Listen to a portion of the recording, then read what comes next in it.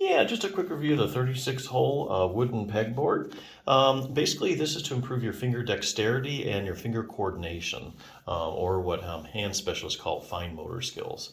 Picking up large objects, like a big cup or something or a glass, would be gross motor skills. Fine motor skills are doing the smaller things. Even like picking up small objects, or even like sometimes working zippers and stuff are the more fine motor skills. Anyway, this aims to improve your fine motor skills by having you practice fine motor skills, and that would be putting these little metal pegs into this board. They come in 3 different sizes. I think it's like 4, 6, and 8 millimeters in diameter, and the smaller ones are going to be harder than the bigger ones. So you start out with the bigger ones, and then you work your way up. It's got 36 holes, so it's a pretty good workout by the time you did all of them. And you can practice your right or left hands. So if you're looking to do that, like you need a little more hand coordination. They even might do a little bit of strengthening too, picking these things up, holding things. If you're really, really weak, it also help increase some of your strength as well. So yeah, if that's what you need, this is actually a pretty good tool there's other ones you can use, but I think this is really a good choice. Now, if you do need like a general hand program, like say you have hand arthritis, there's one good resource I do know of, Treat Your Own Hand and Thumb Osteoarthritis by Jim Johnson PT. There just aren't that many good hand therapy books out there, but this is one of them. I think there's 2 of them I know of. This is a good one. Basically.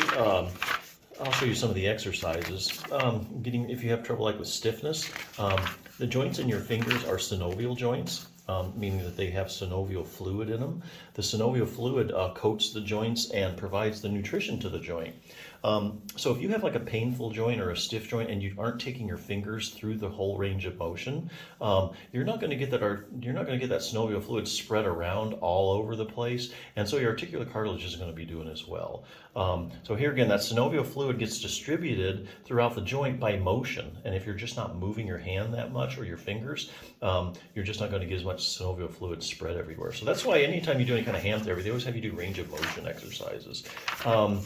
There's also other things you make your hands stronger. Let's see here, what all exercises they have. Using like a light dumbbell, this works your finger flexors, pinch grip.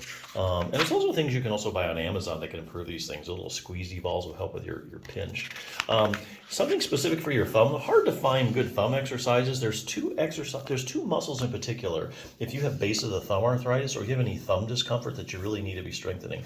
This book points out one of your abductor pollicis longus. Basically inserts right at the base of your thumb.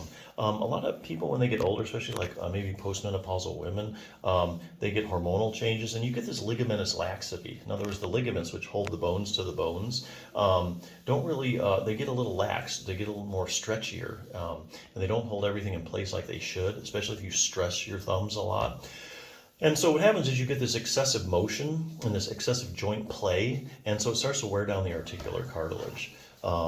And so eventually, if you do enough with your thumbs and you have a lot of laxity in your thumbs, those ligaments can start to actually shred, and then the bone can kind of dislocate and come out of place. And that's why you've seen some people with their thumb actually kind of like this. That's where the whole joint has just kind of sublux, gotten out of place, and just collapsed. And so then you get this deformity. All about instability. So this is one muscle you can use, your abductor pollicis longus, inserts right there.